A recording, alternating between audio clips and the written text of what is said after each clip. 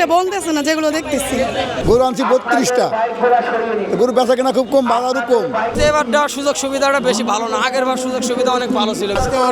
ওরাও ছাড়তেছে না, কাস্টমারও তেমন বেশি কিনতেছে না।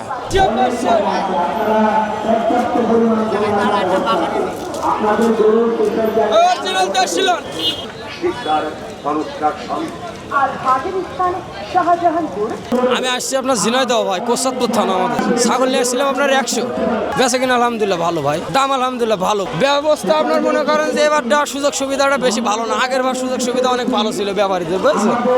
মনে করেন পলিথিন, মনে করেন আমাদের নিজের টাঙায় নিয়েছি, বাঁশ নেই, তারপরে আপনার লাইট নেই, এবার অনেক মনে করেন যে আমাদের জন্য কষ্ট ব্যাপারীদের জন্য আমি মনে করছি।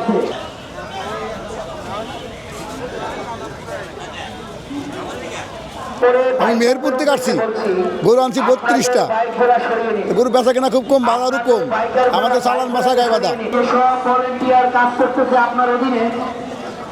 দুইটা গরু আনছিলাম, একটা বিক্রি করে দিছি আর এই একটা আছে, সেটা হলো একটু ছোট আর এটা হলো বড়। মাননীয় স্বরাষ্ট্র উপদেষ্টা অল্প কিছুক্ষণের মধ্যে গরুর দাম চড়া আছে, আর গরু যে হারে দাম চায় ওই দামে কিনতে গেলে পাগল হয়ে যাবে। তারপর লইছি আল্লাহর হিসাব, আল্লাহ তাআলা ওইটা চিন্তা করিলে। ওয়ালটন আবারও মিলিয়নিয়ার অফারে ওয়ালটন ফ্রিজ কিনে আপনিও হয়ে যেতে পারেন মিলিয়নিয়ার। আমার বাজেটে বলতেছে না, যেগুলো দেখতেছি। মাঝারি সাইজ তো দেখলাম বেশিরভাগই, বড় সাইজ আছে, বড় সাইজের সাইডে আলাদা।